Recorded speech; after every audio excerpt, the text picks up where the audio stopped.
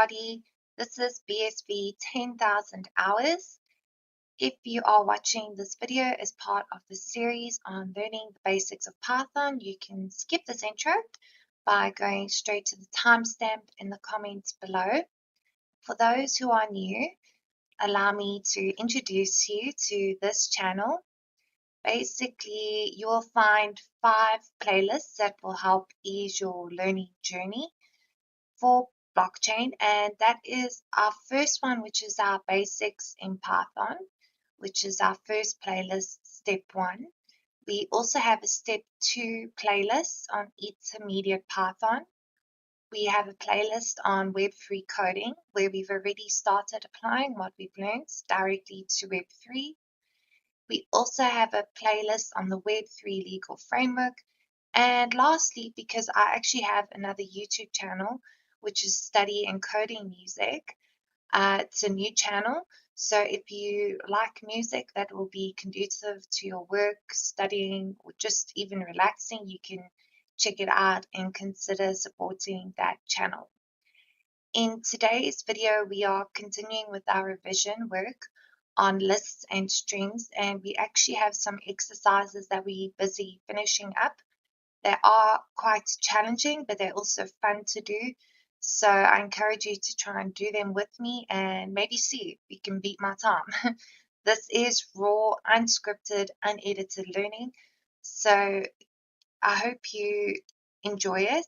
And let me just switch over now.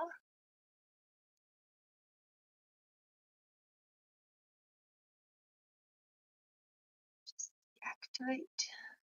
Go.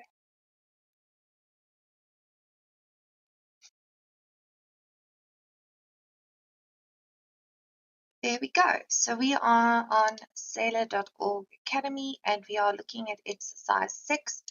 If you want to see the previous exercises that we did, it will be the previous video in this series. So that would be vlog 14. All right, so I forgot we need to open our Replit.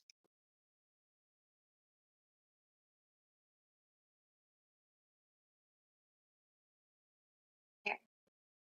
So the question for exercise 6 is we need to Exercise 6. 2 words are anagrams if you can rearrange the letters from one to spell the other. Write a function called isAnagram, which takes 2 strings and returns true if they are anagrams. So let's start with our strings. So we'll say, I have been a bit sick, so I do apologize if I'm coughing. A is Pat and B is Pat. So let's make sure we can actually make an anagram. Okay. And it's already picking up that we have an anagram. So we want to create a function called isAnagram. Okay.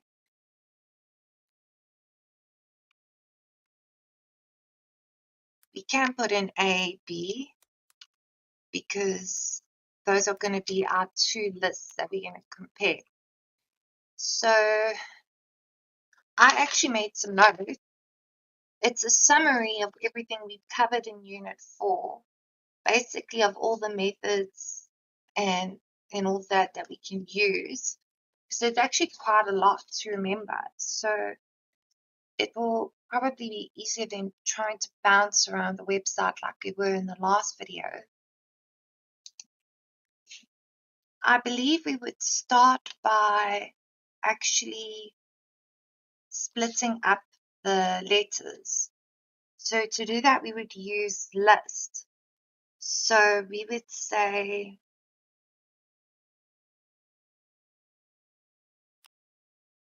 A, and then we can, how would we do that? A letters equals, and then we can say list. So that's our function we're going to use, an A. Okay, so we're going to break up A into letters. So let's print A letters to make sure we've done that. And then we're going to do the same with B letters equals list B. And let's also go ahead and print B letters. So before I do this, let's just run the code. So you can see here it's now using list. We've broken up what was a word, okay? And we have broken it down into single letters. So what we want to do is we want to make sure that each letter in here is also in here. So it's going to be a for loop that's going to keep running through. So let's just go back here. So we're going to call it is anagram. So remember it's a function. So is anagram. A and B, which is going to be our lists or our arguments.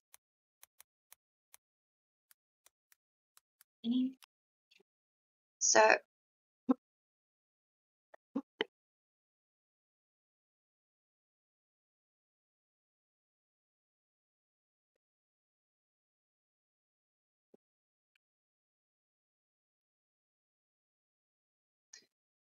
it's kind of annoying that it's kind of giving us the answer. So for and then letter in B, what will we do? For each element in B,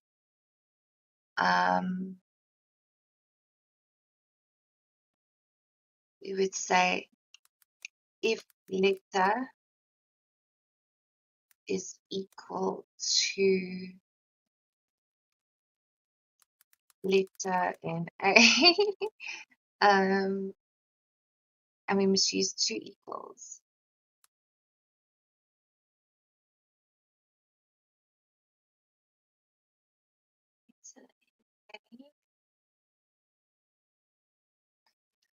First of all, I think we need to check.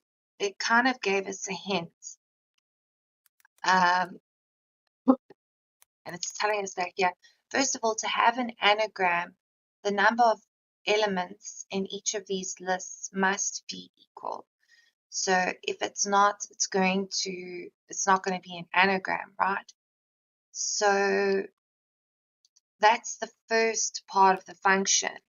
So we would say if len of A letters, okay, is not equal to len B letters, then return false.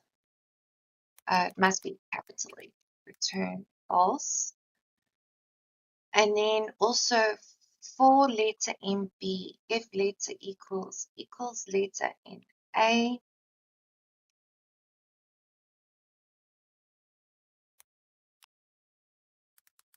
turn true. So I know this we're not done, but let's just try this. If print is anagram, and we're gonna put in our two. We're gonna put in A letters and B letters. So let's see. It won't return false initially because the number of letters is the same. Syntax error. We forgot our colon.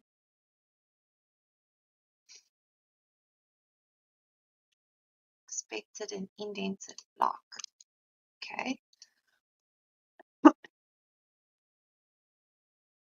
True.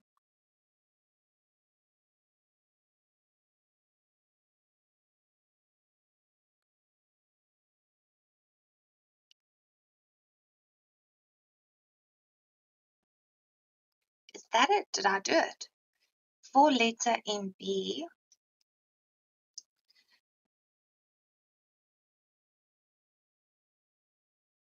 if letter equals letter in A, return true.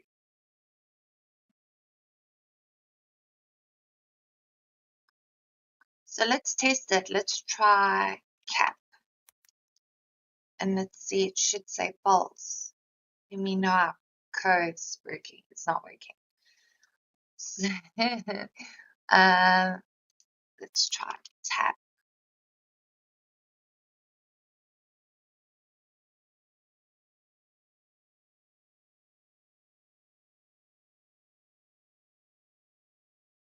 For letter in B.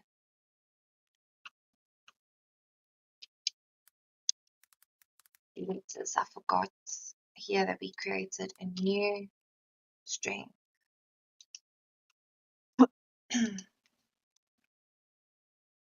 So it still says true. Let's just try and change it a bit. Cap still says true. If letter,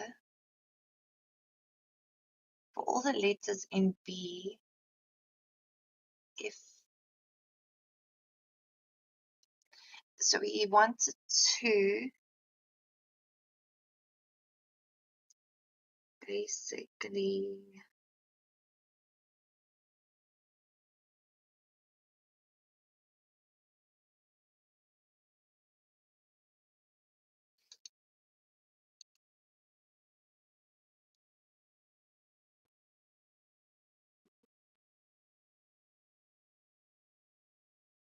let's try make this 4 letters. It should return false. So that part of the code is working. Oh, change it back to tap.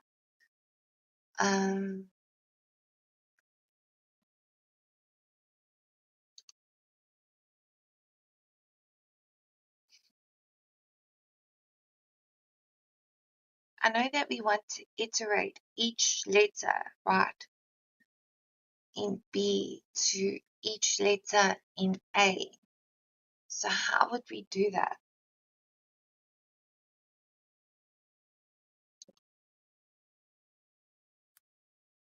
Not equal.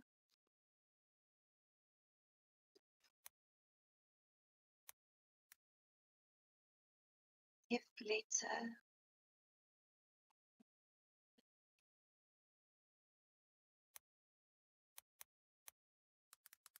continue, and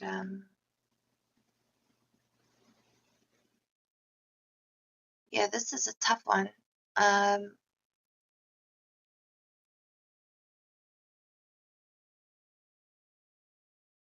Just want to check my notes here.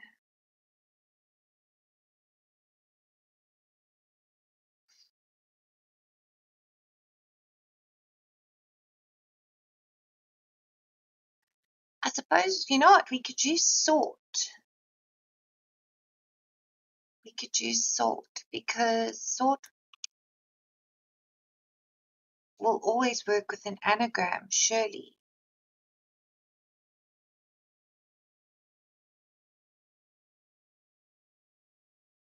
Now, sort will return, it will return none. So we can't use sort to create a new variable. But what we can do is say if, and then let me just see here for the syntax, A letters dot sort, right, is equal to B letters dot sort,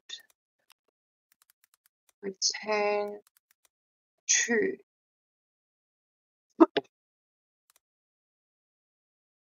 And I would also probably keep what we had here. So if len A is not equal to len B, then return false, because then it's definitely not an anagram. And we don't want to waste the code's time, right? So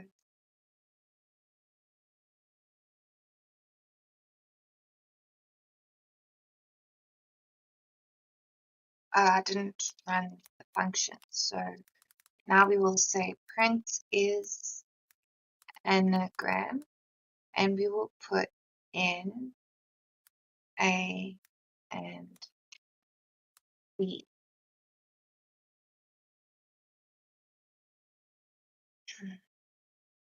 Sorry, it must be A letters, B letters.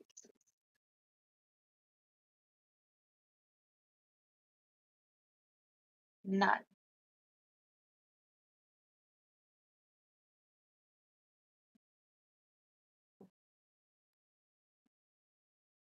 So we're getting none.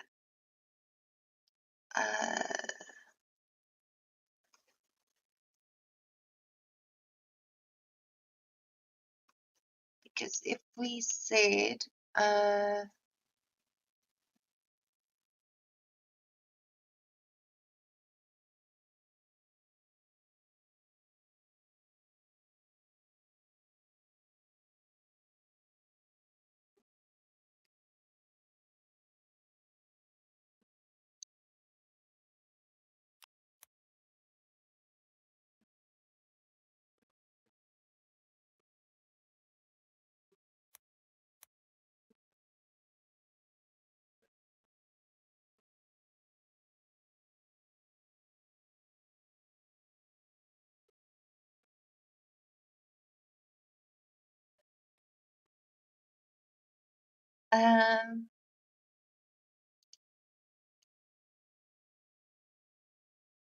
just trying to think how we can bring in the sort into play here. So dot sort.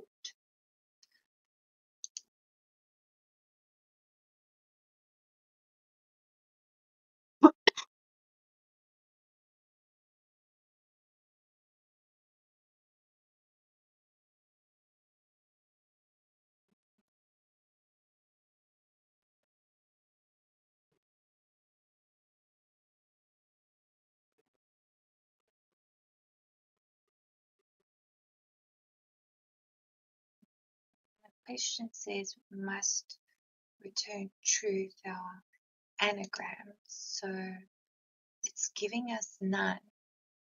And we can't say, I really think I'm wrong.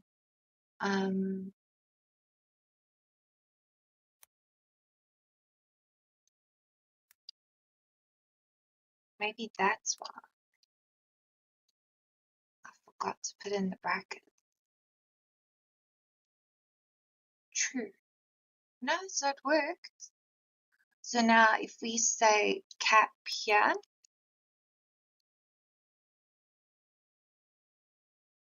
it's still true.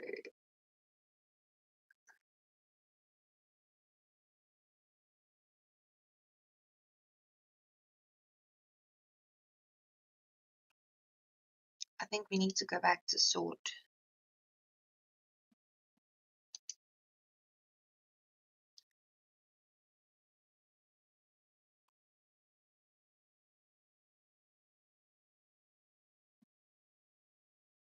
Why would there be brackets? Anyway, let's just see here. Let's go back.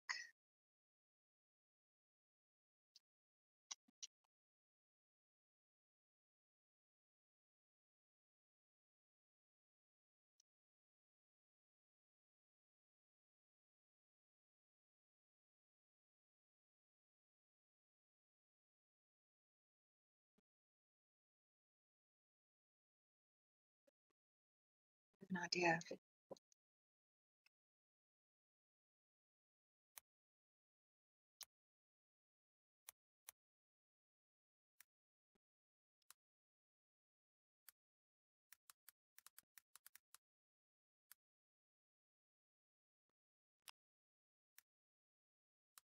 I'm going to sort them.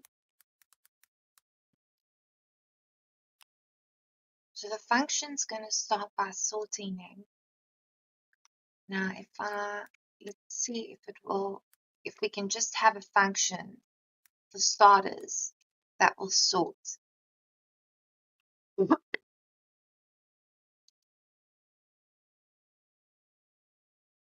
It's not. A letters dot sort.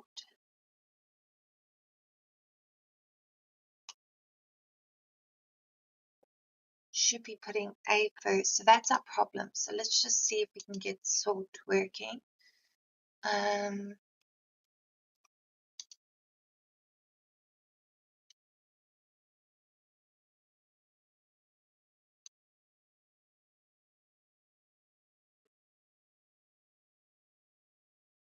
See how we use list, and then we have our delimiters. We can join. Somewhere around here will be our sort. We've got pop, delete, remove. Did I miss it? To add up numbers? No. Reduce. Capitalize. Is upper.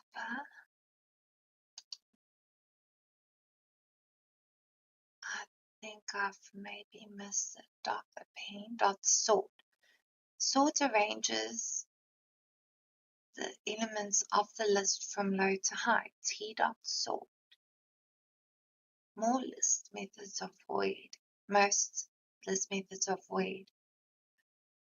They modify the list and return none. You will be disappointed with the result.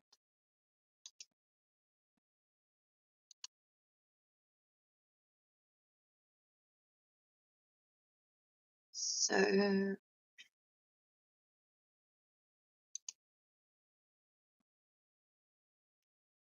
giving us none. So if it gives you none, how is it useful? They modify the list and return none. If you accidentally write T equals T dot sort, yeah.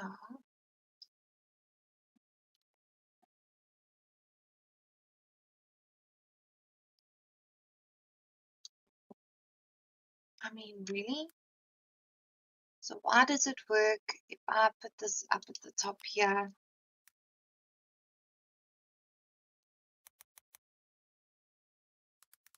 Print T dot sort.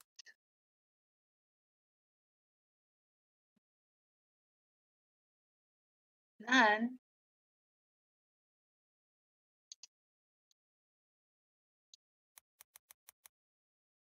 T dot sort.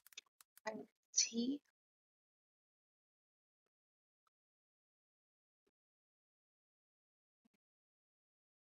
A, B, C, D, E. Okay, so it did work. Said A, B, C, D, E. So it sorted it. So it kind of just goes into its own little. Now here we've said that. We've said A dot sort, B dot sort. It's still giving us none.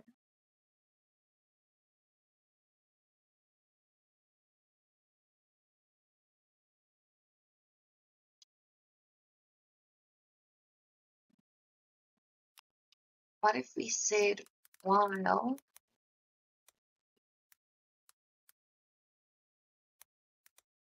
how would you write a while loop? So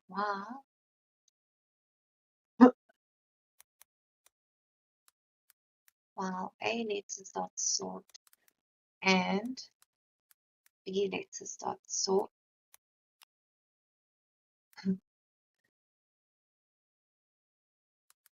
If while is not defined, while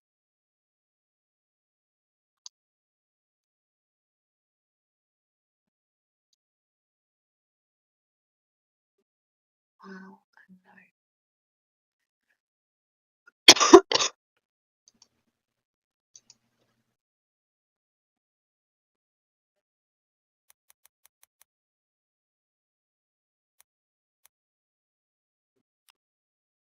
Maybe we should do it here. A letters dot sort and B letters dot sort.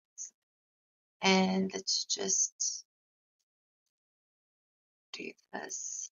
So we'll copy and paste it underneath. Copy and paste that underneath. Should sort it out.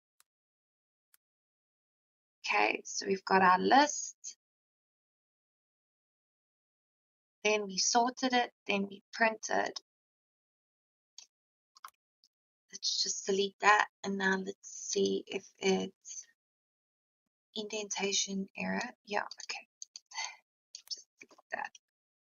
Stop playing.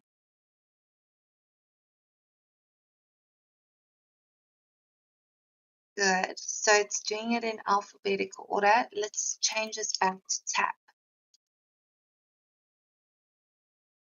See, now they're the same word.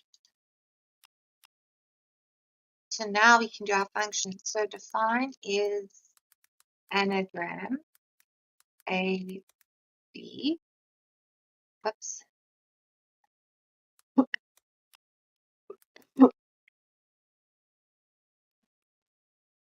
If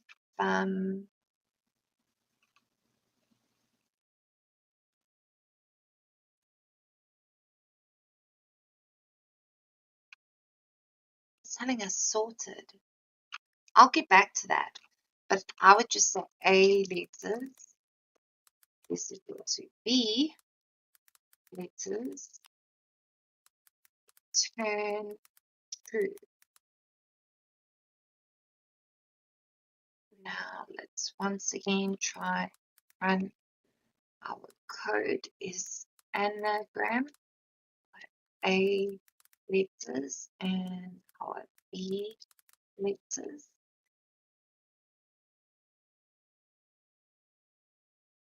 So it says true, so we're no longer getting a none problem. If we now change that back to cat, we should get false.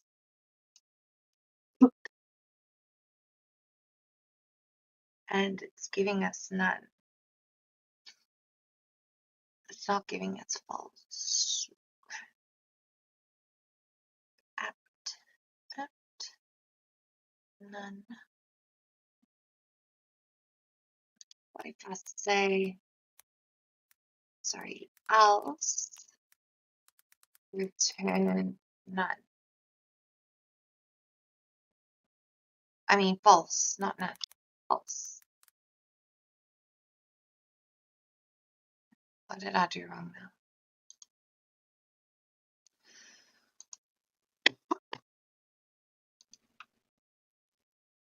False. Seems to be working.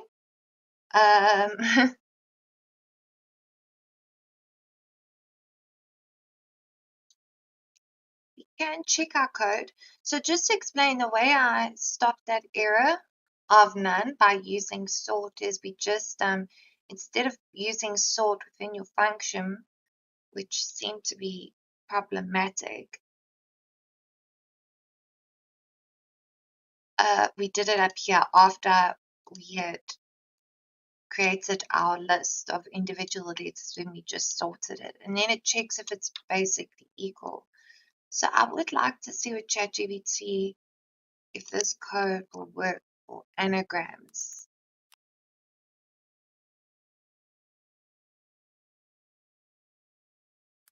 Well, this code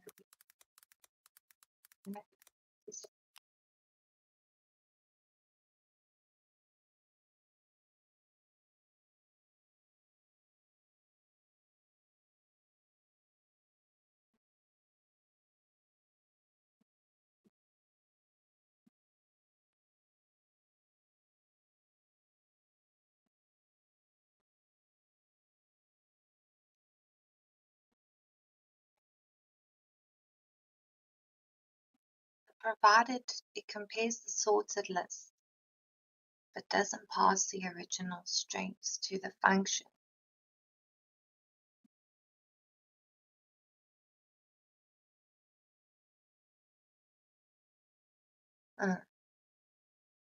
A letters equals list A, B letters equals list B. Return A letters equal B letters.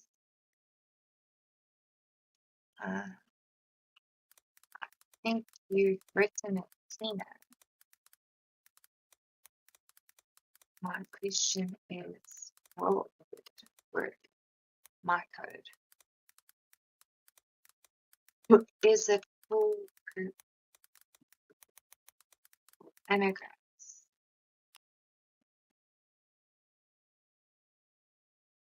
Sorting outside the function. Oh, by the way, we are working in Python. The sorted lists are created outside. This makes the function, I agree, it makes it less reusable. Function parameters should take the original strings A and B as parameters, not the pre-sorted list. The variables A letters and B letters are used. You should move the sorting function inside. But I did that and it returned none. So I'm happy. Okay, I did try and put the sort within the function, but it just gives me none. Because if we can try that again.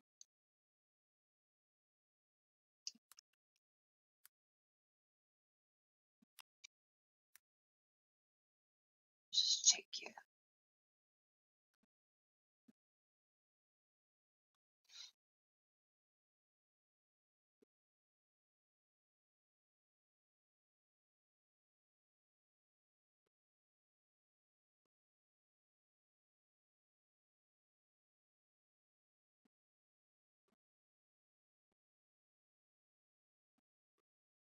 Yeah, I don't think it fully understands the questions, ChatGPT.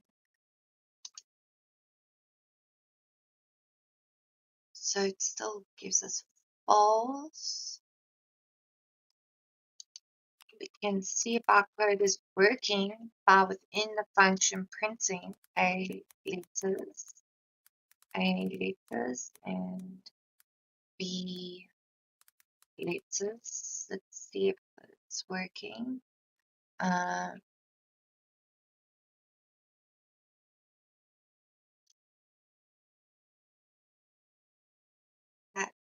cap apt ACP. So it is working. False. And okay, so you can put it in your function. If I change this back to tab, then it should be true.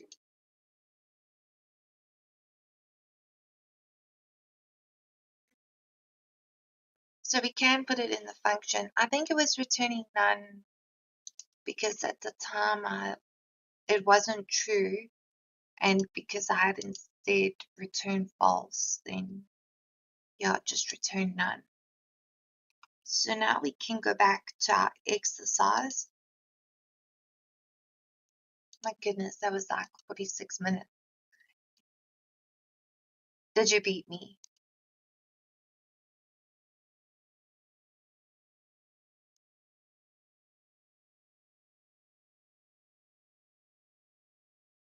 I can see why coding's addictive, because like when you get that code right or you fix that problem, it's such a good feeling.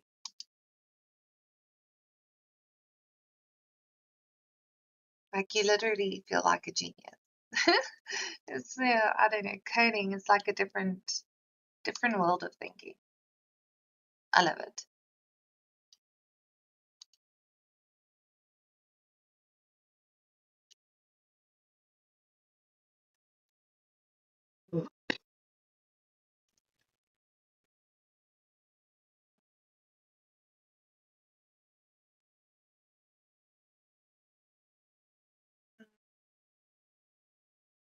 Here we are. So what does the next question have in store for us?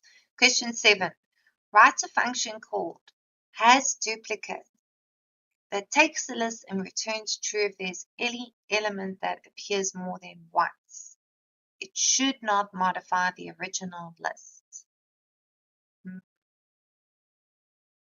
There's a function or method for that.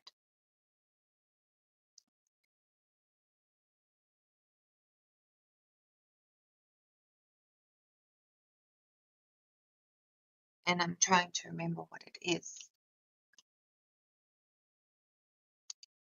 So I think we can keep our two lists here. Maybe we should use numbers. That takes, it takes one list, sorry, and returns true if there's any element that appears more than once. So we could have Patty. And we can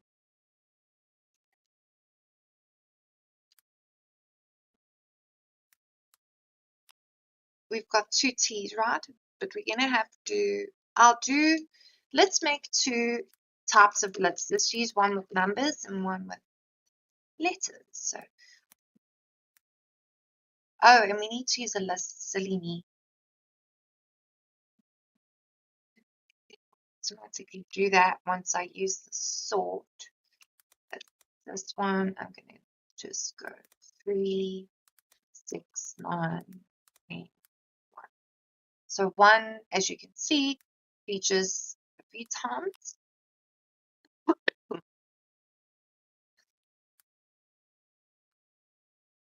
so now we want to create a function. We want to call it has duplicates. So it has duplicates. Do we have to put in our parameters? I don't think so.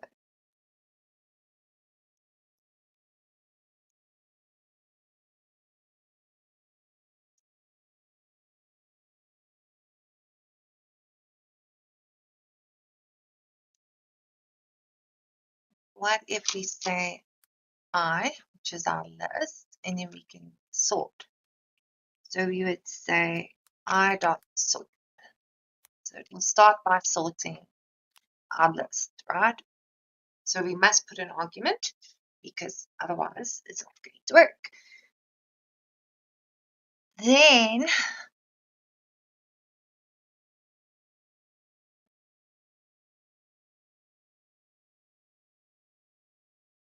what happens if you apply a list to a, why are we using sorts again? Sorry.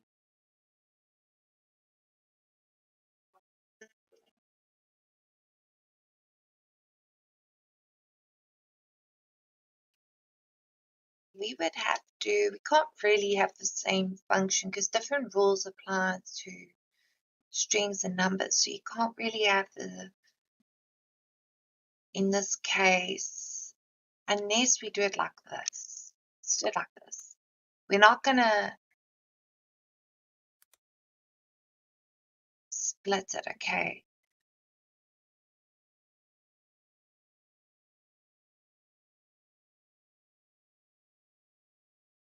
That was, yeah.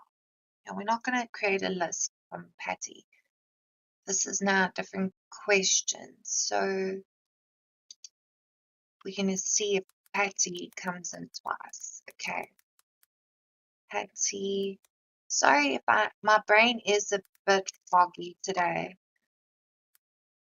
I'm doing my best. So we don't need to sort either because that's not what we want to do. For x in I, so for our elements in I, we want to check if it's again, if it comes again. So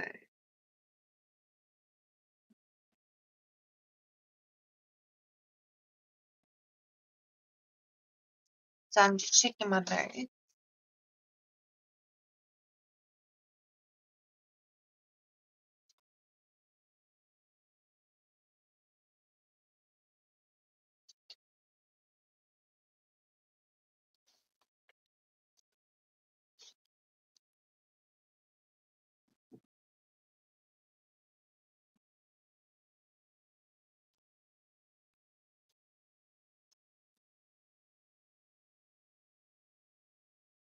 Did I not make a note of it? There is a way to check. I remember, like,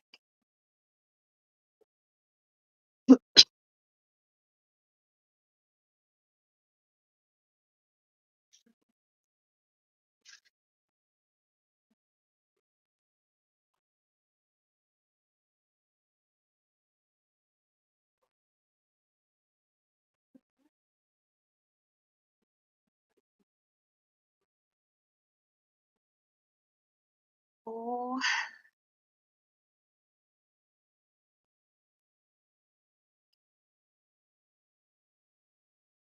X and I. In other words, it's going to go through each element. Mm,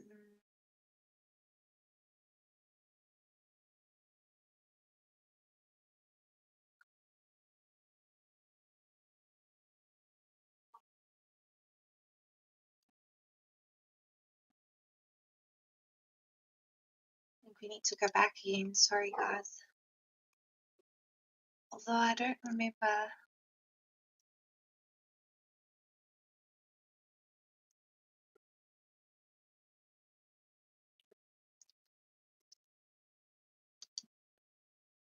Do not remember.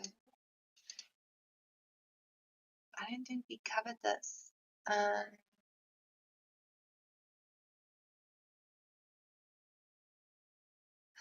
actually don't know. Sorry. List for I in range.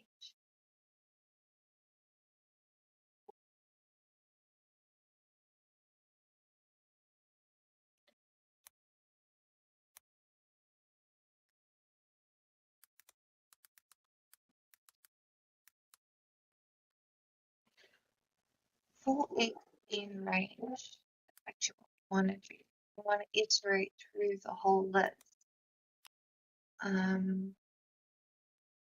Then how would we check?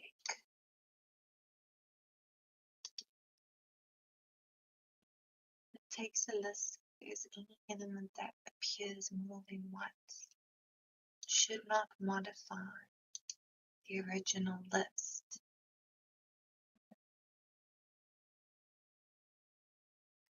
So we know about type. We know about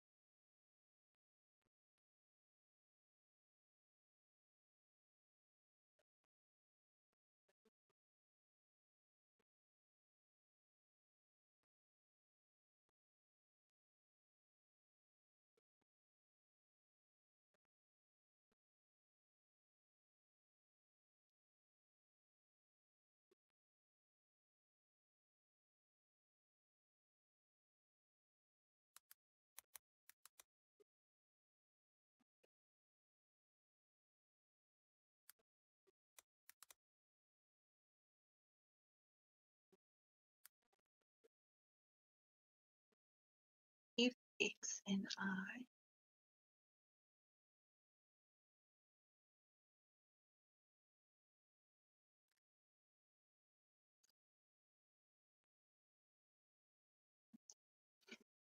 think we need to think about this logically.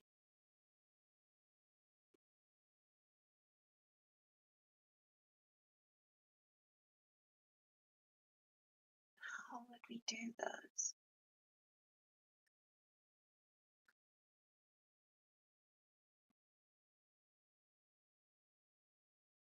This is important for X and range because we want to iterate over each element of the loop. We have to do that. There's no, the way I can see it, there's no escaping that. Basically, it's enough if it happens twice, right?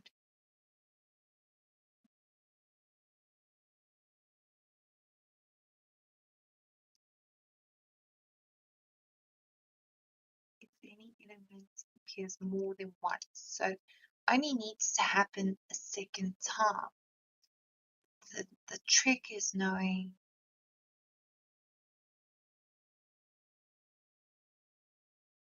because the second time could be at the end of the loop, right? So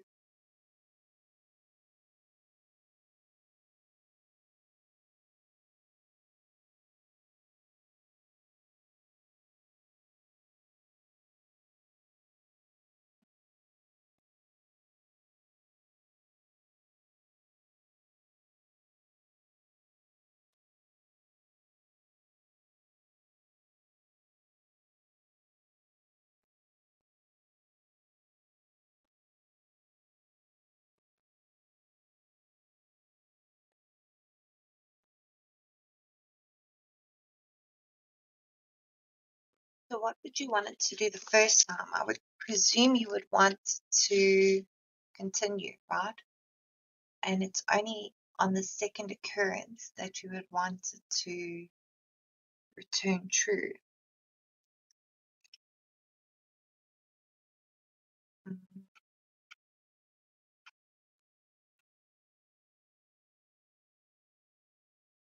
I think I'm going to help with this one.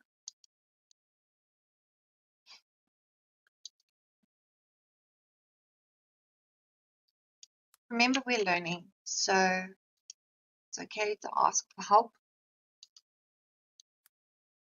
It's also no use getting extremely frustrated if you feel like you've reached a block. Can you help me with this exercise in Python?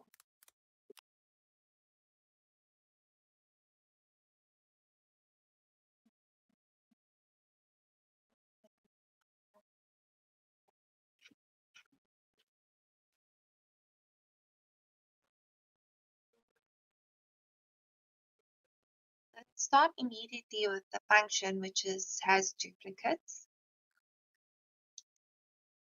Then we have us here set for item in list if item in scene, which is set, return true. Scene dot add item return false. It initializes an empty set called scene, right? It iterates over each element in the list. If the element is already in the scene set, it means the element is a duplicate.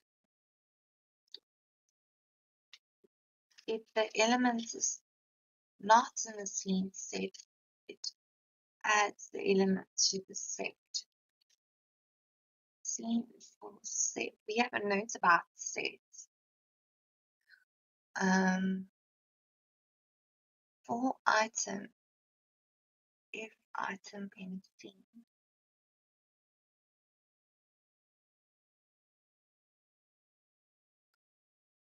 What is a set?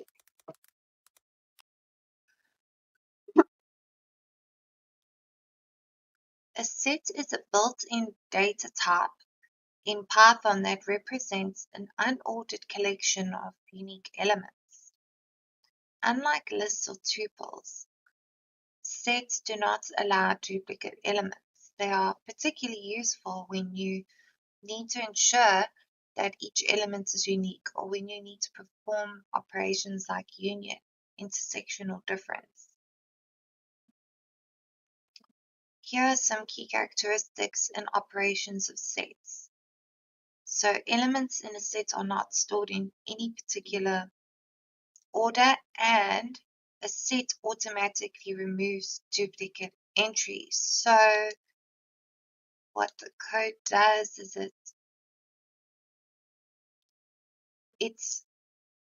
initializes an empty set called scene.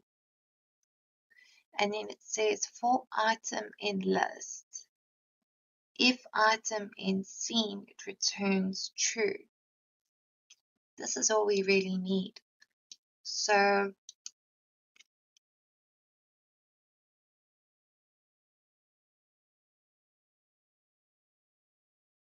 I'm just going to say, how is this the case? If the elements is already in the scene set, it means the element is a duplicate.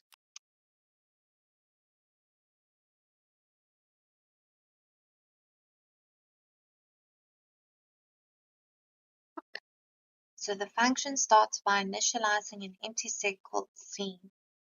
The function then iterates over each element in the list. During each iteration, the function checks if the current element is already present in the scene set. Okay. And if it is found in the scene set, it means this element has been encountered before.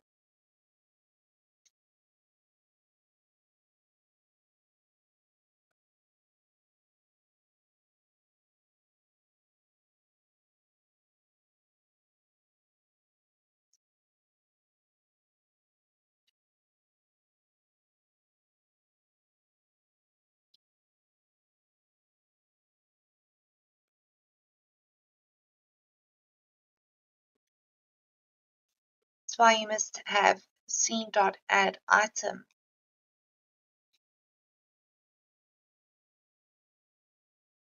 So I was wondering then, how do you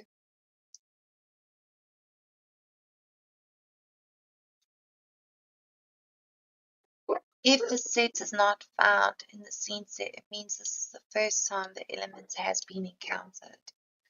The element is then added to the scene set.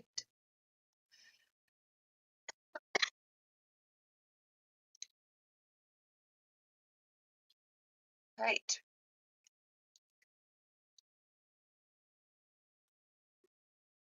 There's still one question I have though.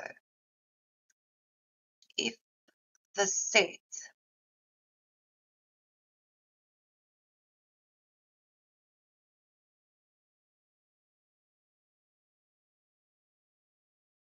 okay, why do I keep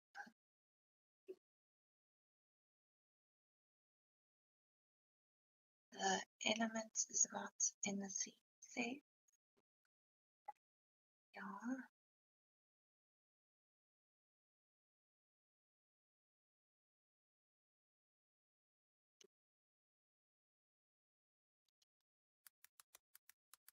Thing is initialized to 0 to an empty set.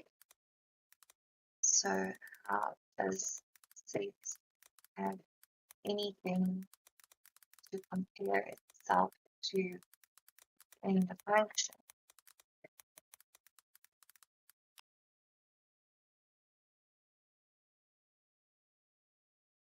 The key point is that the scene set is being updated dynamically as the function iterates through each element. So we can actually try that. Probably a good idea.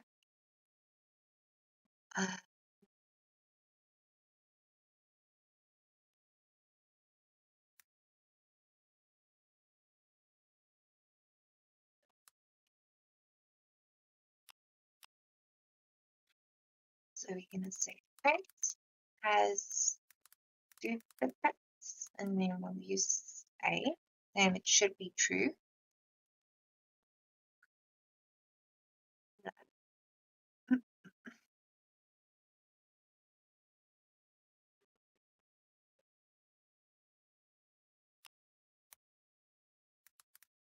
Else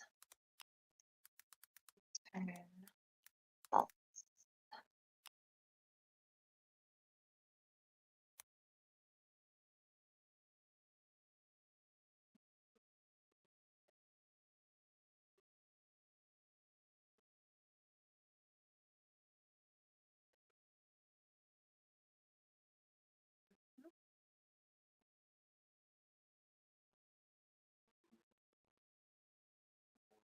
ChatGPT's code does not work.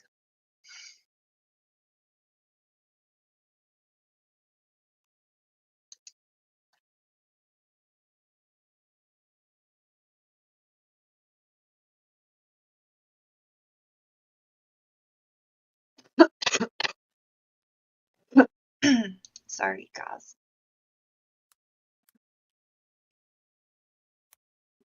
Probably.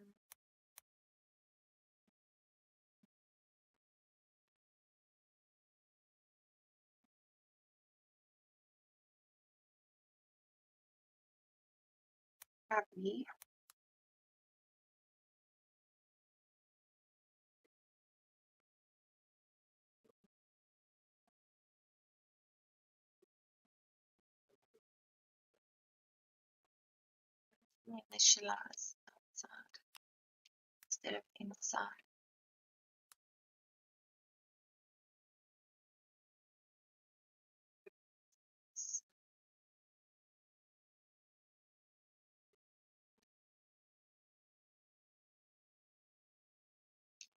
Item in list F, item in C, return true. What if we say A dot set print A?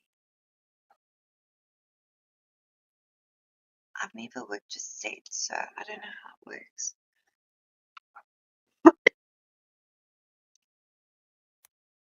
Let's try doing this. Let's set list. We can start by doing that. We can set our list, right? Then for item in list, if item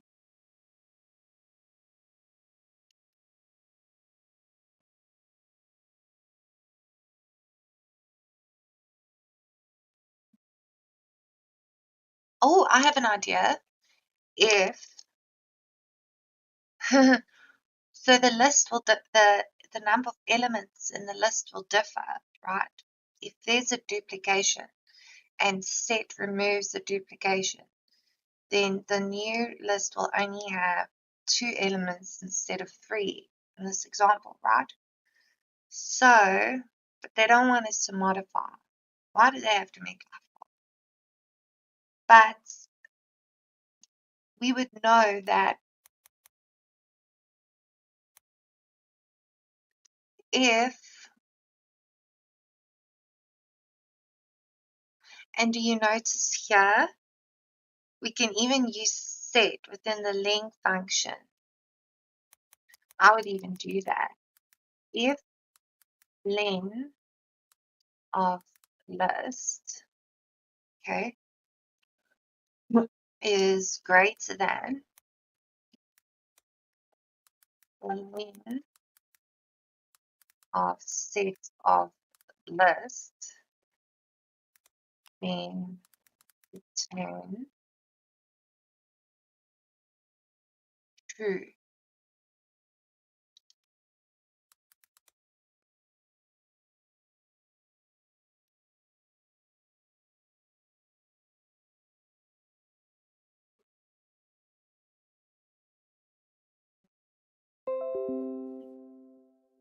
Sorry, we got disconnected there.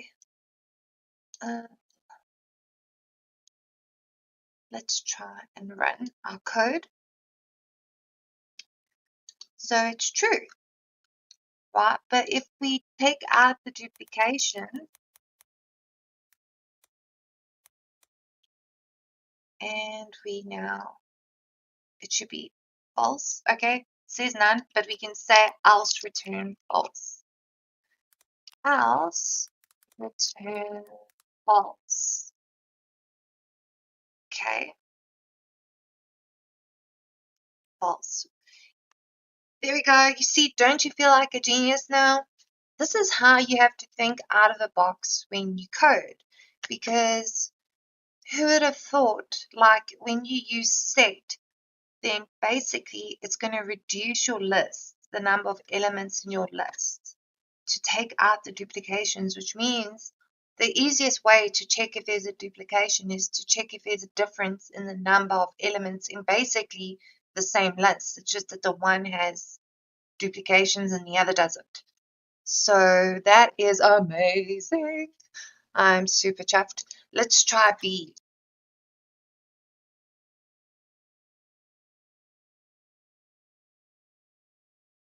So it's true because we have duplications, right? is the length of B is longer than the set length of B. That is B without duplications. Guys, I see we have been busy now for an hour already. It feels longer. Anyway, I'm going to put on a short break and we will resume. I'll see you in about 10 minutes.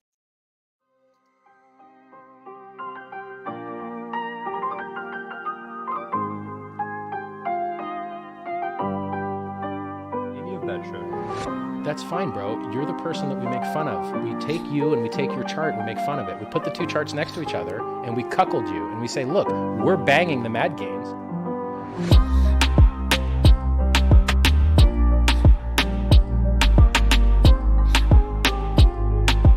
Currency. Collectively, central banks are working to issue in a new system, and that means destroying the purchasing power of the currency and bringing down an entire class of people with it. Characterize Bitcoin as a digital currency. You can call it digital gold. You can call it digital cash. You can think of it as digital money. You can think of it as digital property. You can think of it as digital capital. You can think of it as digital energy. You can think of it as a digital asset.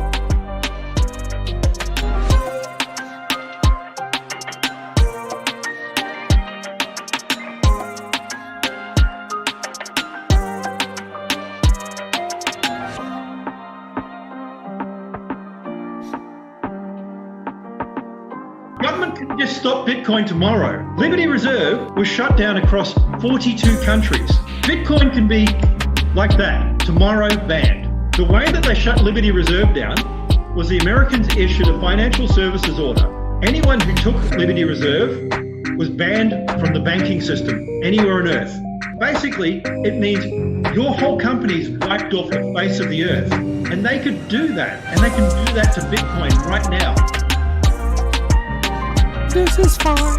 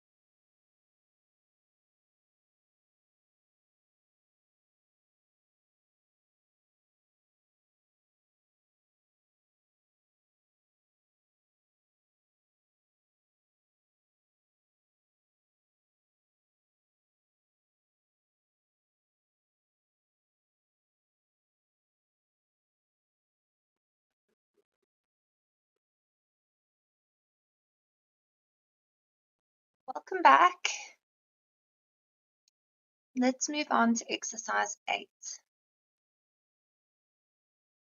This exercise pertains to the so-called birthday paradox, which you can read about at Wikipedia.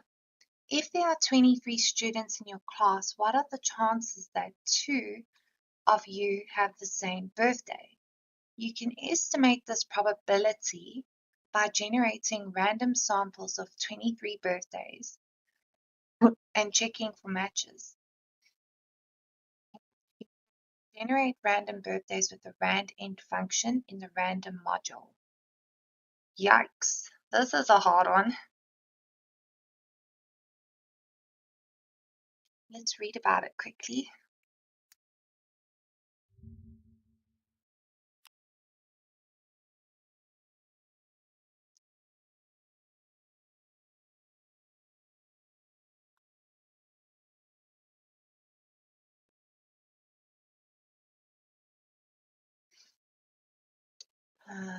I'm good, thanks. Okay. In probability theory, the birthday problem asks for the probability that in a set of n randomly chosen people, at least 2 will share a birthday. The birthday paradox refers to the counterintuitive fact that only 23 people are needed for that probability to exceed 50%. The birthday paradox is a vertical paradox. It seems wrong at first glance, but is in fact true. While it may seem surprising that only 23 individuals are required to reach a 50% probability of a shared birthday, this result is made more intuitive by considering that the birthday comparisons will be made between every possible pair of individuals. With 23 individuals, there are 23 times 22 divided by 2, so that's 253 pairs to consider, far more than half the number of days in a year. Real-world applications for the birthday problem include a cryptographic attack called the birthday attack, which uses this probabilistic model to reduce the complexity of finding a collision for a hash function, as well as calculating the approximate risk of a hash collision existing within the hashes of a given size of population. The problem is generally attributed to Harold Davenport in about 1927, though he did not publish it at the time. Davenport did not claim to be its discoverer because he could not believe that it had not been stated earlier. The first publication of a version of the birthday problem was by Richard von Mises in 1939. It sounds French.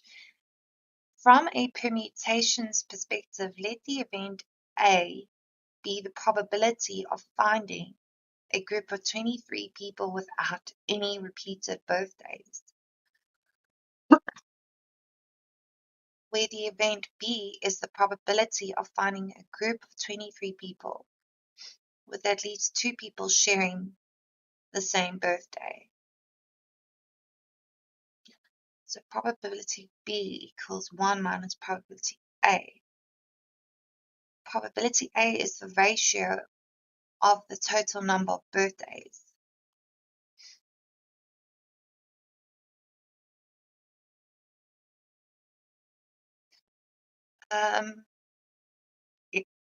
This is quite complicated.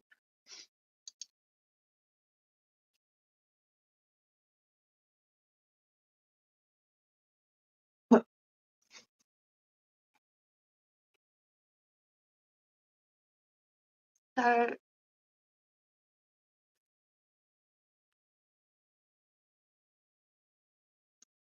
we want to check what the probabilities are.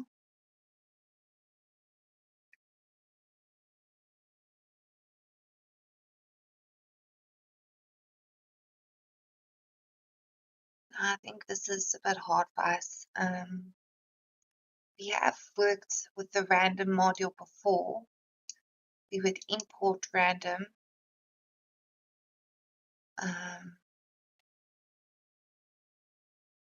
as R maybe.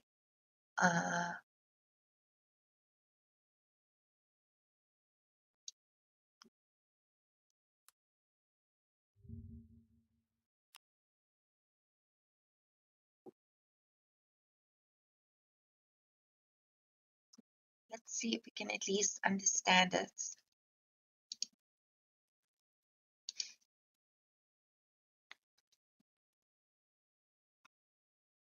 Secure birthday.py. So it's not actually linking us to the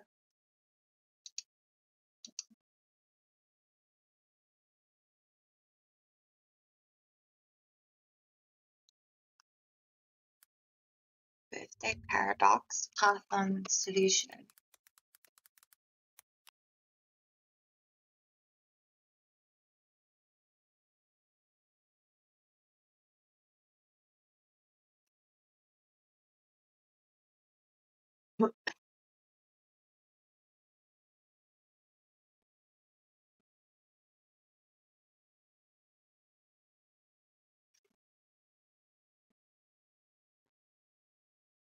Now we are literally in the middle of winter in South Africa, so I'm wearing many layers. I typically don't believe in the use of heaters. I'd rather be dressed warm than get cold just because I leave the room and then get sick.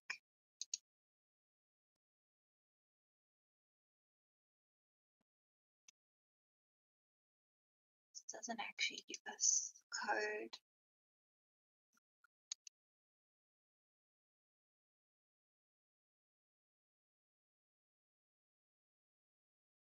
Here are 23 birthdays.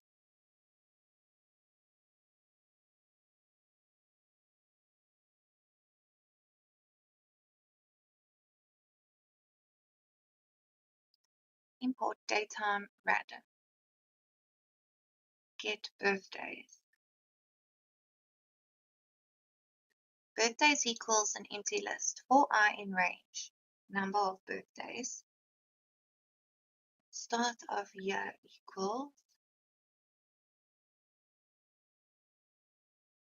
Then we get a random day. Return birthdays. Then we have a get match function.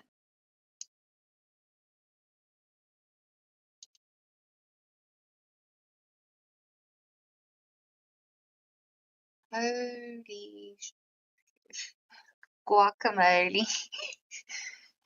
This is a long list of code. Should we copy it? Do you think I'm going to break it? Break it.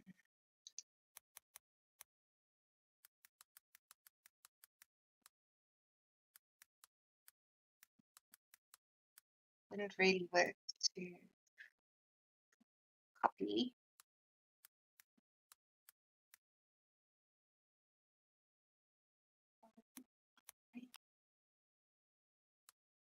I think that's within the function name.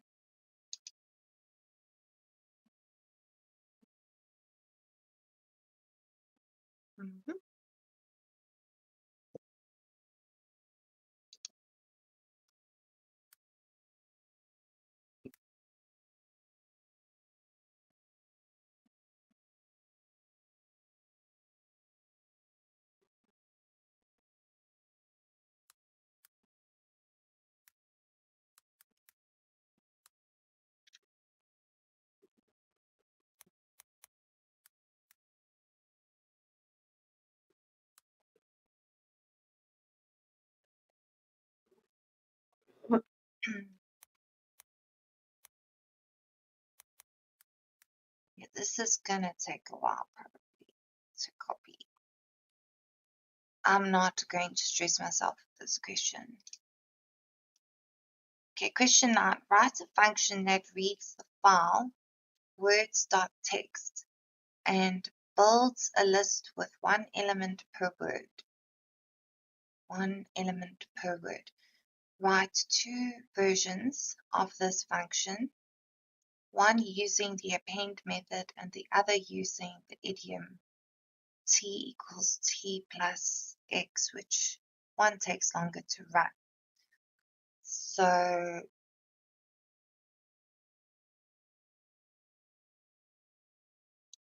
have we covered how to import text files? I don't think so.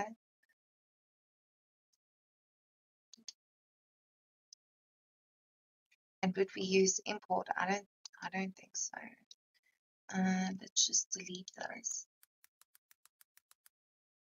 So basically this question we need to that reads the file and builds a list with one element per word. So we can create a list, word list equals BSV 10,000 hours is 10,000 hours is amazing. Then basically what we'll do is we will split, but we'll also use the delimiter, right? So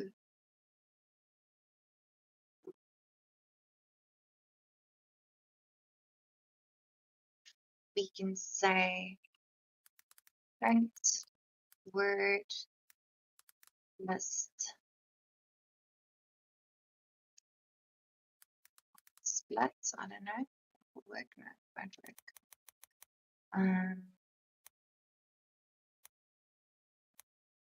So the question says,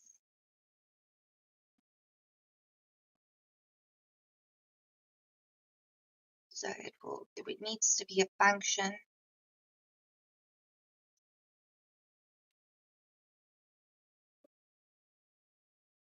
So we will say,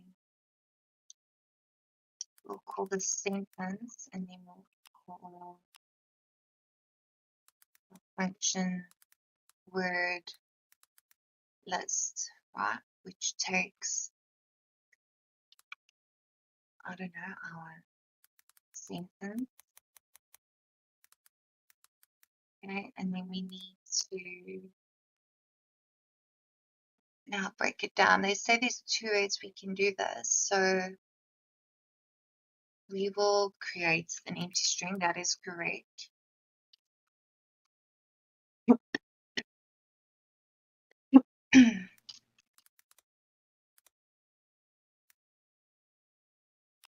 And then we're going to say, we probably can't do this. We can just call it words, which is our empty string, okay? And why is it not happy? But never used, okay. I haven't used it yet. I need to go back to the delimiter. How about we do this, Saylor Academy, and we can, rather than jumping backwards and forwards, just have two tabs open.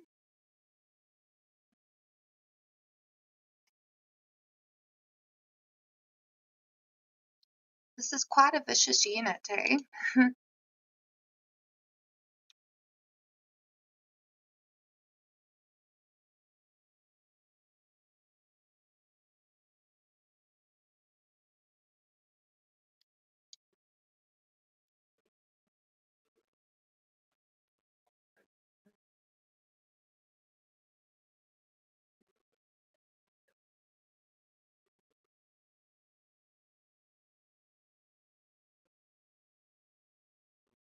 Doesn't help if it's going to be so now. Okay, I know it's not the first page.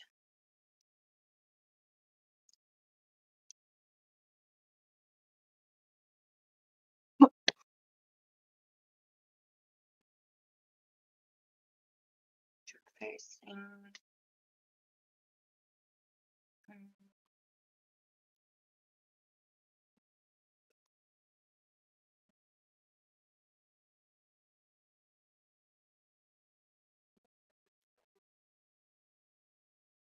It will be somewhere where we did splitting.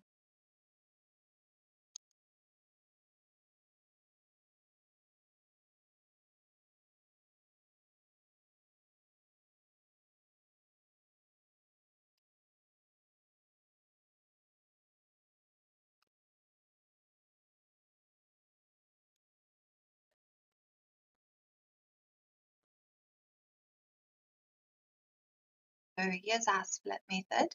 So we're going to have to split it, but we've got our delimiter.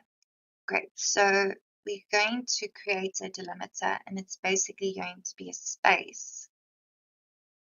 So we will say delimiter equals, and then it's done that for us, and then we will say oh,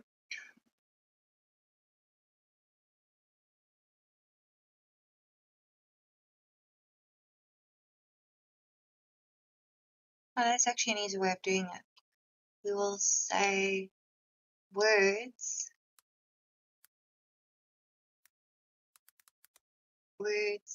equals sentence dot split, and then the delimiter. And then we will return words, I would think. So if we say word print, word list, and obviously we're using our sentence.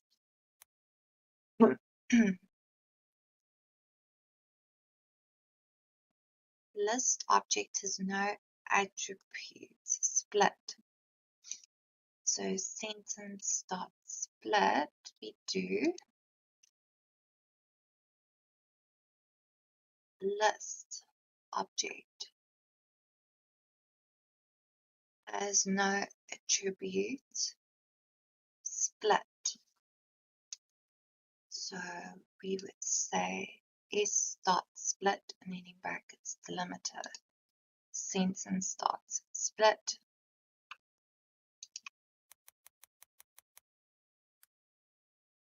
Say I don't know. I dot split. Return words. Try that. I don't know. It has no attributes. So let's go back to our question.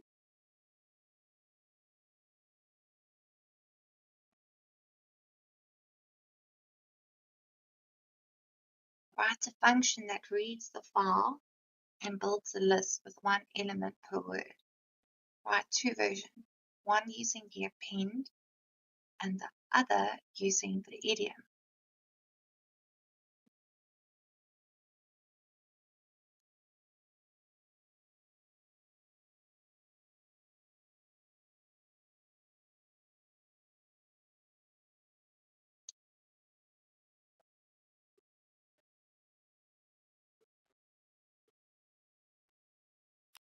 So if we used append, it would be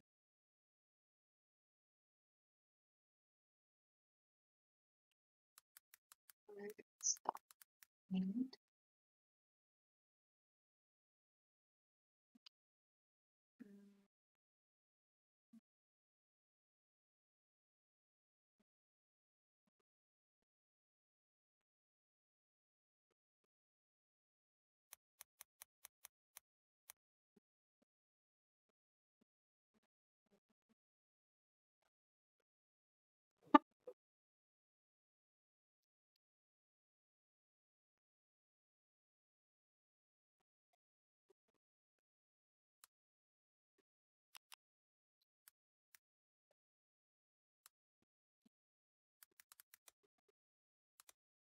Just want to check if it will work outside of the function, and then we'll take it from there. Then let's print words. And let's close that. Let's see if it gives us a list. No, it's not.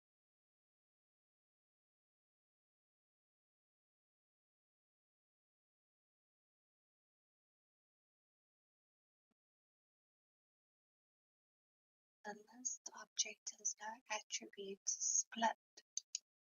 It does.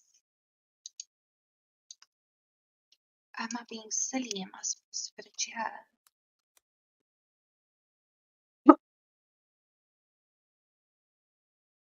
Maybe.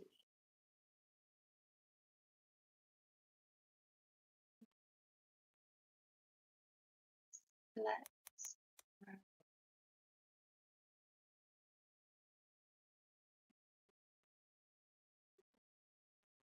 say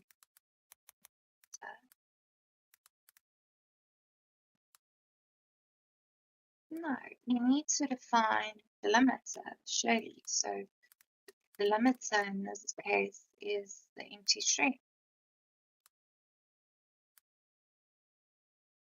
So why won't it work? Let's check and see. Why doesn't this work in Python?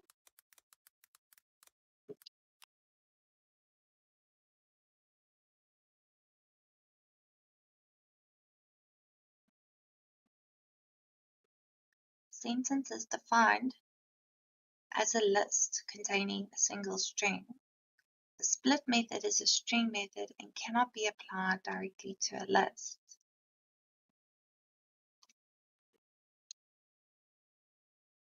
Oh, that was silly of me.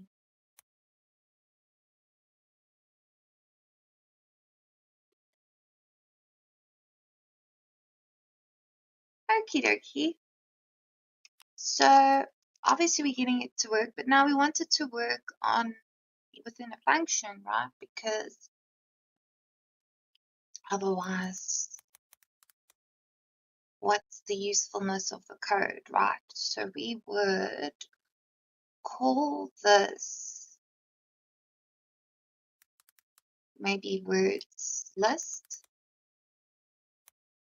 Okay. And we can just put in I. And yeah, we can say words. So it's giving me the answers, which is kind of annoying.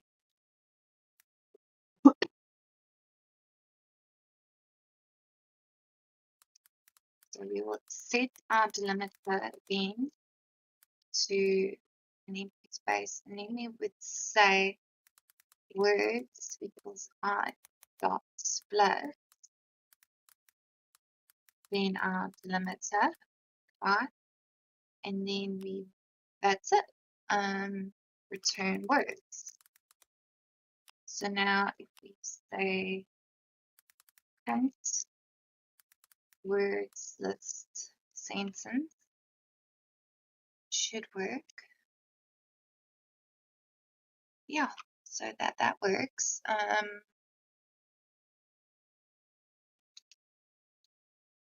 Write a function that reads the file and builds a list with one element per word. Write two versions, one using the append and the other using the idiom. Well, I mean, what's wrong with the way I did it? It's this way. And you know why? Probably because it's not a sentence in the Word file. It's just words.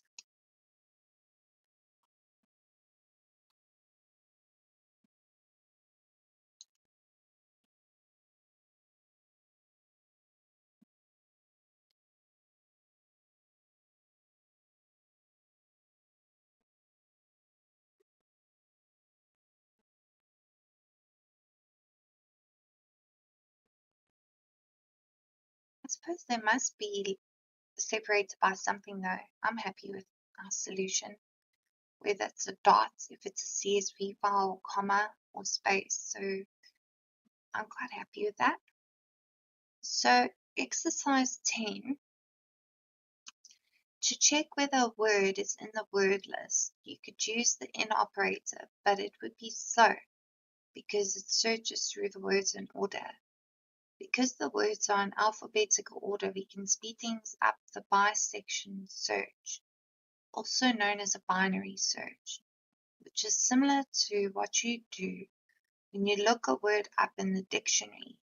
You start in the middle and check to see whether the word you are looking for becomes before the word in the middle of the list. If so, you search the first half of the list the same way. Otherwise, you search the second half. Either way, you cut the remaining search space in half. If the word list has 113,809 words, it will take about 17 steps to find the word or conclude it's not there. Write a function called inBisect that takes a sorted list and a target value and returns true if the word is in the list and false if it's not. Yo.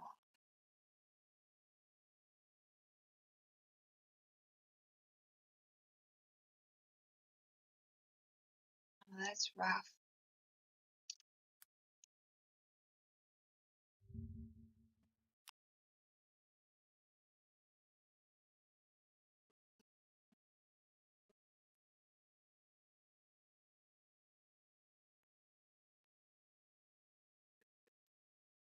The annoying thing is that these answers aren't here.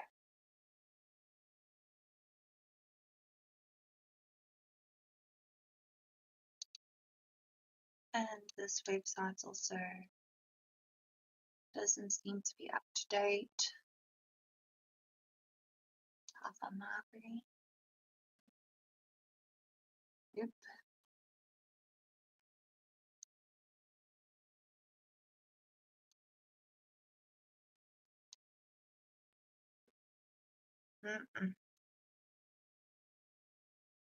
I mean, I know how to use a dictionary. You use alphabetical order, but this is tricky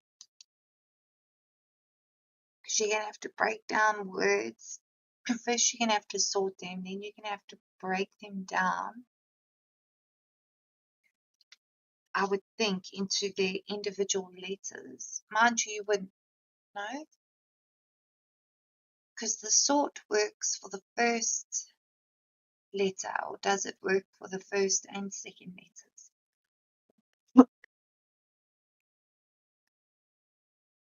That's probably a good question to ask ChatGPT. When using the sort method in Python on a string, I understand that it will work to put a list of words in alphabetical order. Does it just do that with the first letter, or does it take into second and third letters of the words? And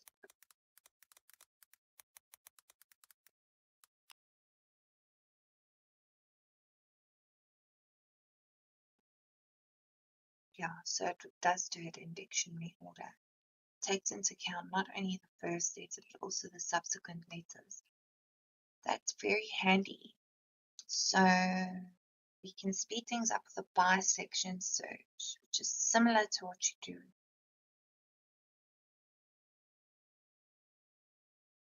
So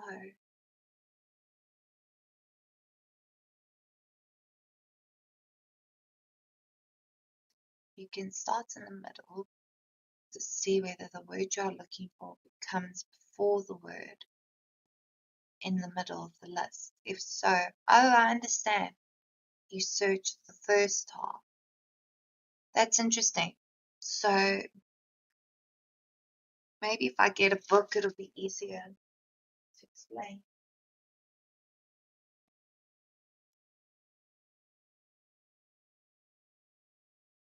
So if we say this is a dictionary, right, and this is all the words in our list that we need to see if the word is in. Now, instead of starting here and going all the way across, we can basically refine our search by converting our list basically into a dictionary.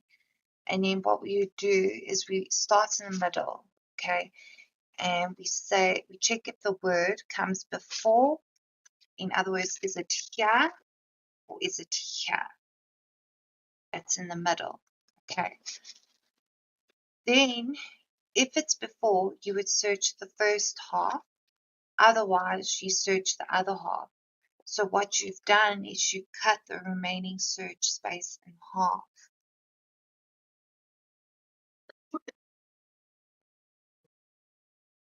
That doesn't seem too complicated.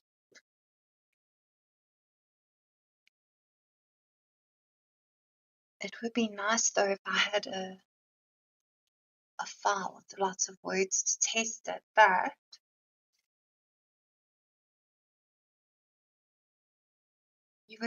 I would think you would look at the elements in the list, right? So you need to calculate how many elements are in the list so you can work out. First, you need to sort the list. Okay, so it's in a dictionary or alphabetical order. Then what I would do is I would check what is the length of the list. Knowing the length, there's probably a method, but you could just do a math calculation, work out what is the middle element, okay, or the number of the middle index, okay. So let's say it's 1,000. Then I would use, I think it's index, to work out what the value of index 1,000 is. And then we compare that to see if the current word, which we are basically, what is the question? To check whether a word. So if the word would come before or after that. Now, once you know if it becomes before or after, I would imagine you would use an if-else statement. So if it comes before, then now you can limit your search to the first half, like to the first 1,000 elements, or else you would use your else statement to search the other half of the elements. So I'm keen to try it, but I don't think we'll be able to actually test it. But let's say we have our dictionary, which equals, and it's an empty list. I hope it doesn't mind me using a dictionary. Okay, so it's an empty list at the moment. So now we would say we're going to create the function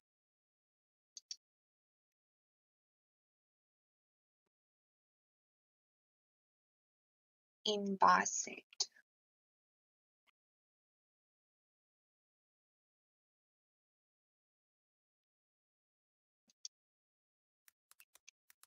In bisect, okay, which takes our list.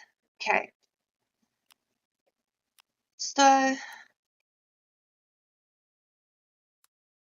within this function, the first thing we need to do is we need to sort.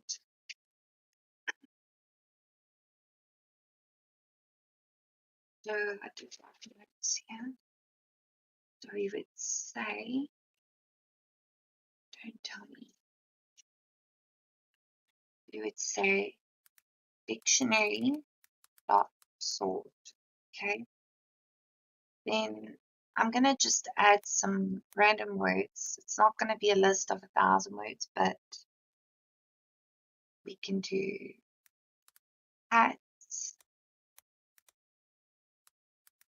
apple, banana, zebra, dog, and maybe one more. Oh, there we go. It's done. Generated a list for us. Okay. So why am I getting some funny writing here? Line too long. Oh. Okay. Is that better?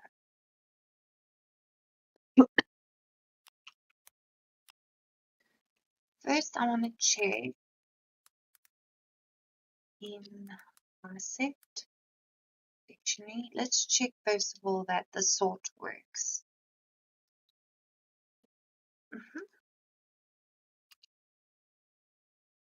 Mustn't forget our syntax. So it says, oh, return list. Okay. So you see here, it is working accordingly. So we've managed to sort our lists in alphabetical order. What we also want to do now is work out, but I think this would be,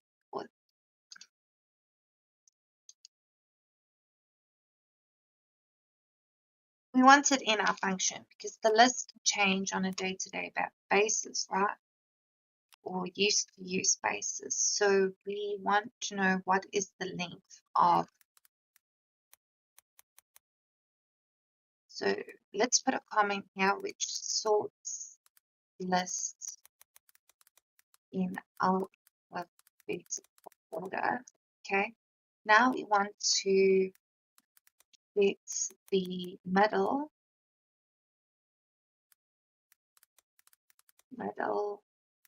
index of list, right? So what we will do is, and we want to assign it's doing it for us already. We want to assign a variable to that so we can use it for our calculation. So it's telling us middle equals, then we will take the len of the list. We're going to divide it by 2. Why are there 2 division operators there? Because we want an integer, okay? So, and why is it grayed out?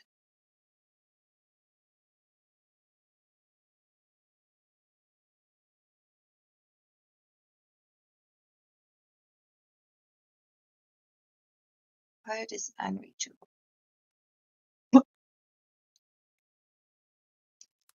What if I paste it up here? Okay.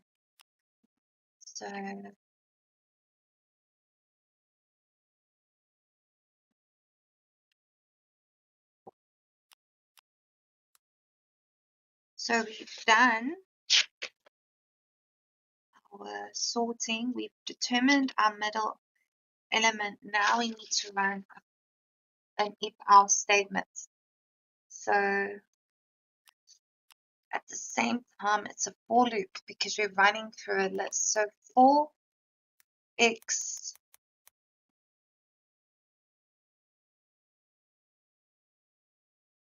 and I'm going to take out the parent because we've tested that our code works.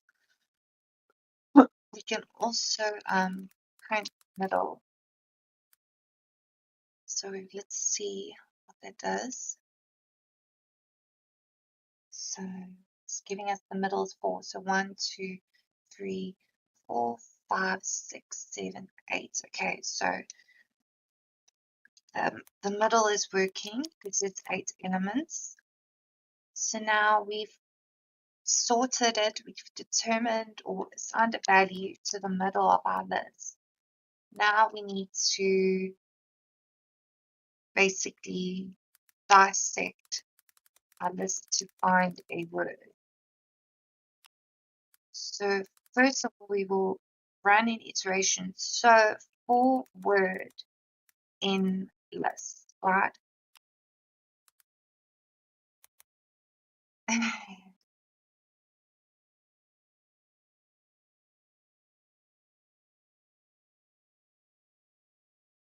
It's giving me the answer. And I want to use my logic first. So how would we tell if the word is before or after?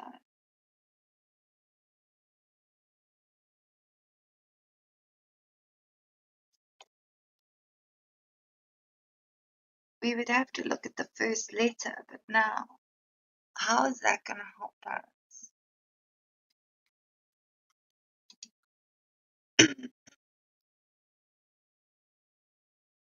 You start in the middle and check to see whether it comes before the word in the middle of the list.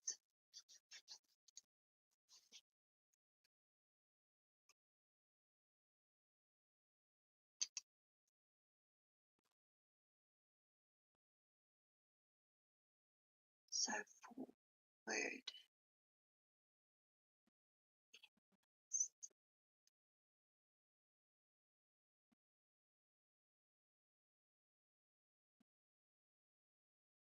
there are some problems here I'm picking up as well.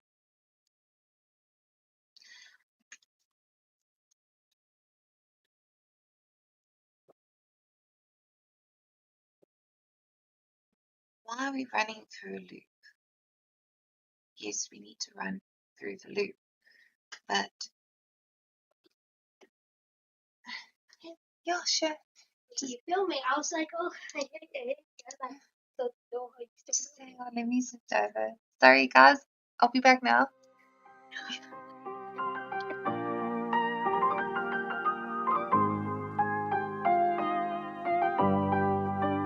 Any of that show. That's fine, bro. You're the person that we make fun of. We take you and we take your chart and we make fun of it. We put the two charts next to each other and we cuckold you and we say, look, we're banging the mad games.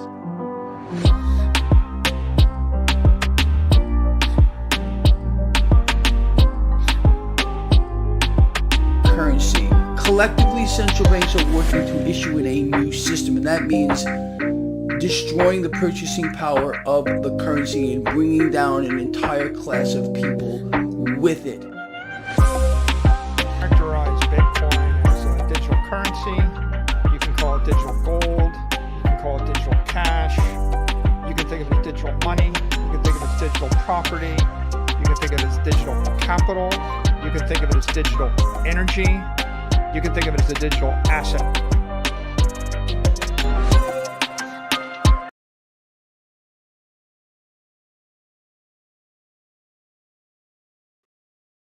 Sorry, guys, that was my son. Okay, where were we? Yeah, he's on school holidays now, lucky fish. So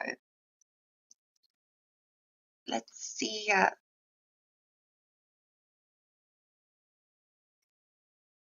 I think we would need two functions, but now it really gets complicated. Because like it's one story to get the logic of a function right. It's two stories to another story to bring in two functions.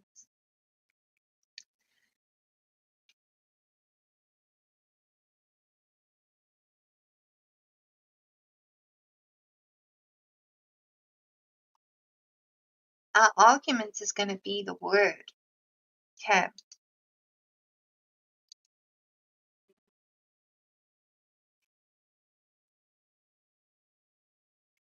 That's going to be our argument.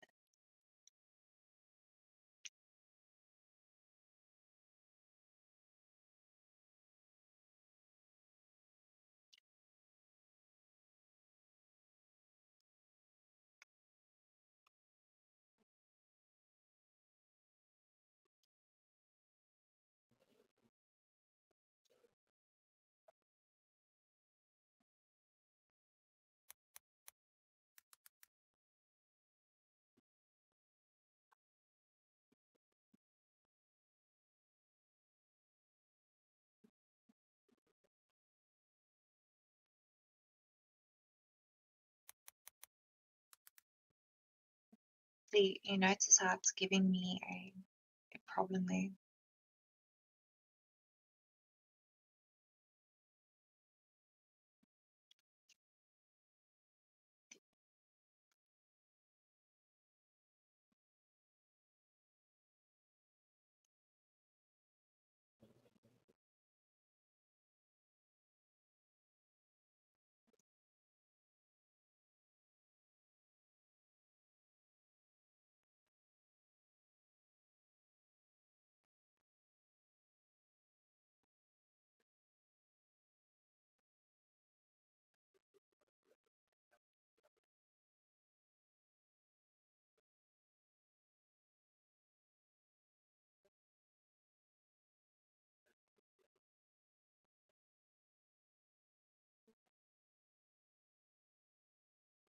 kind of stuck.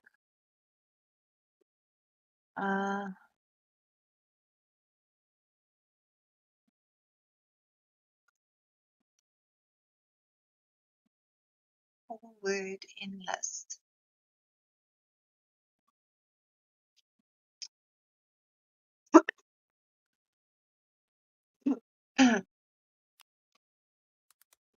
If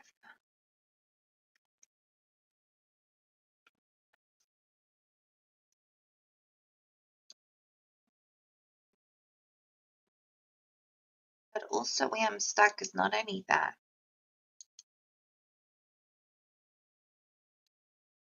Is our argument is wrong here, okay?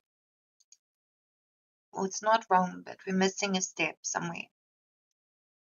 How are we going to check a word, any word that we choose, okay, becomes before or after a certain word? Like our middle word is, according to our new order, is dog. So how are we going to check if giraffe comes before or after dog?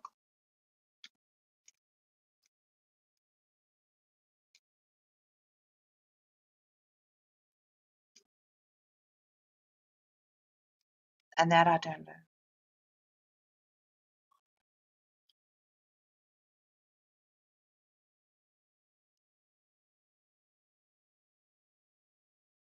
Because sorts does not return a Boolean value. It just sorts a list.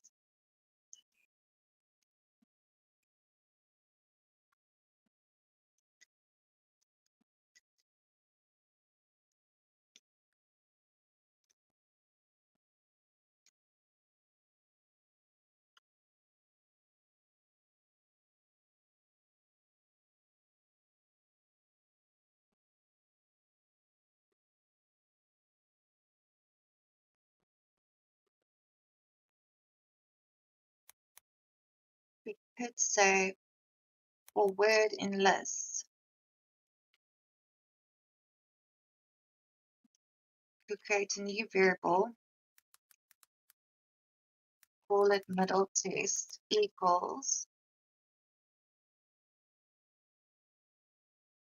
list, and then whatever our middle index is,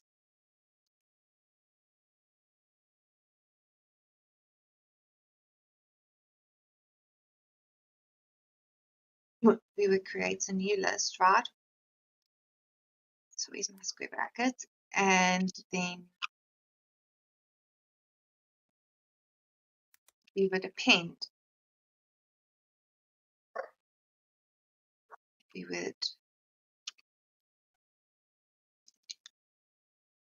would append the word, right? So how would we do that? We would say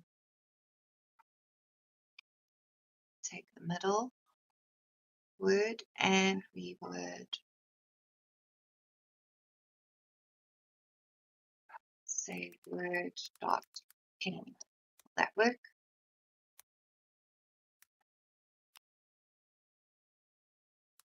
Describe return middle test. Let's see if we get a new list.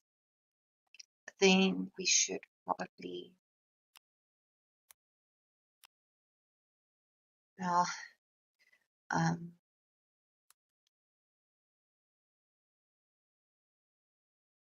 no middle test string object has no attributes append.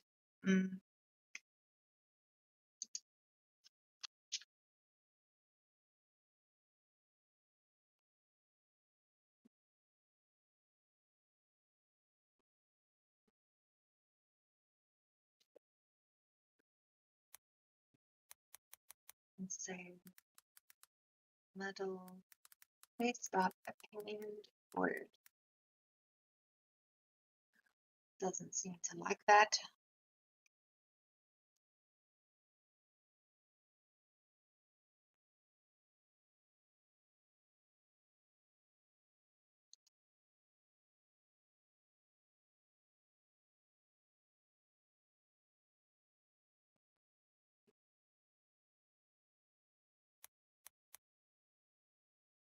What if we just forget about the pen?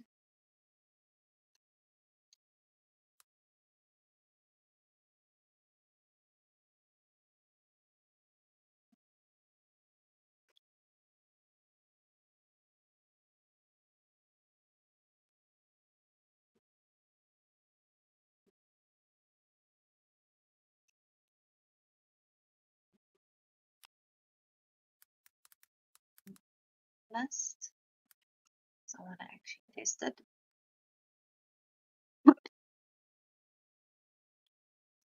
3, 4. Okay, so it's printing giraffe, which is correct.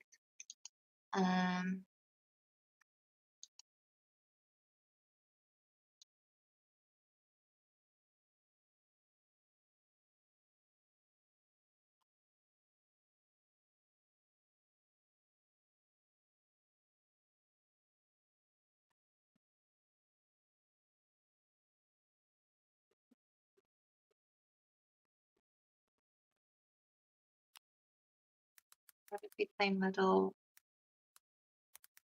See, stop, end,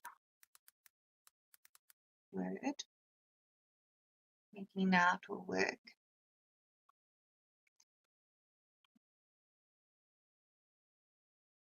Giraffe, apple.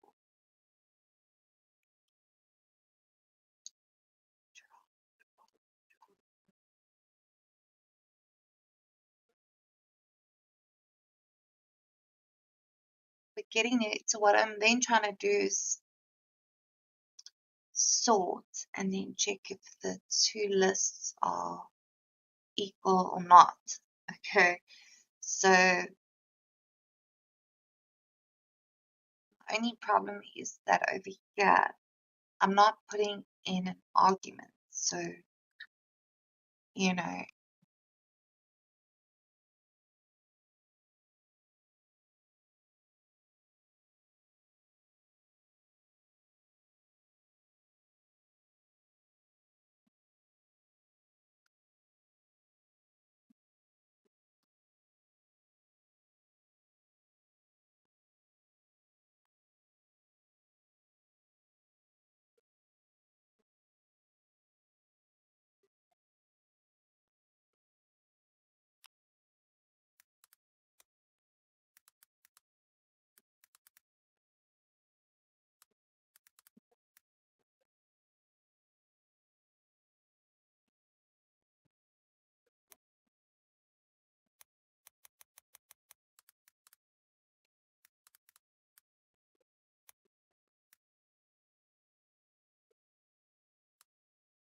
so we can check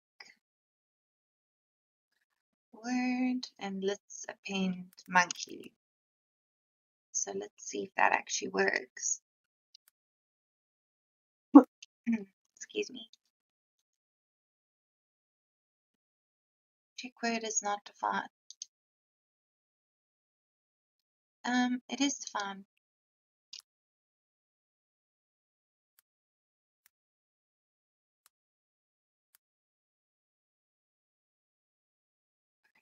Check word.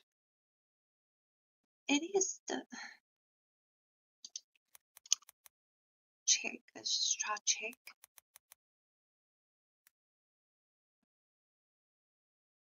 Oh my goodness. Checking. Oh no. Checking. It's checking. Monkey. Why? Why are you saying it's not defined?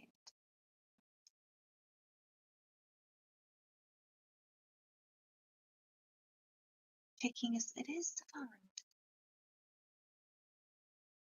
Do I need to move it backwards? I think so. Maybe that's why.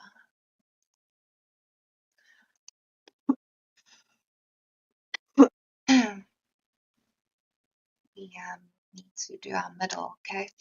So I'm going to move it out of here. And let's just put there.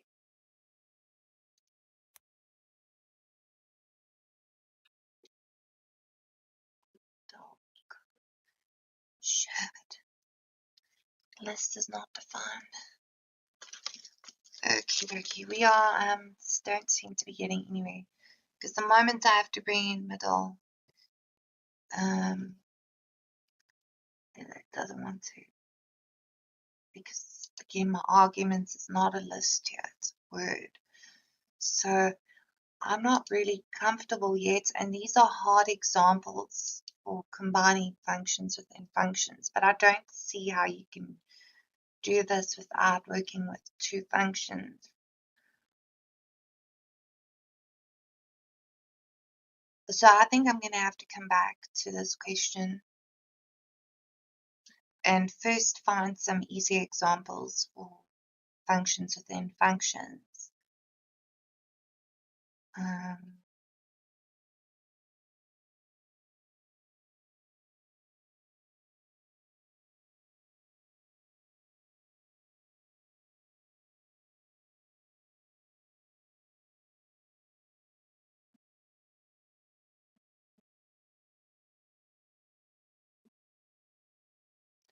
Yeah. So we still got two more exercises as well. I'm going to stop this video for now, but I'm going to be actually doing another video shortly. I am trying to push to get through this as quickly as we can. Looks like it's going to take us longer than 30 hours. Especially, I think I underestimated Python lists and indexing.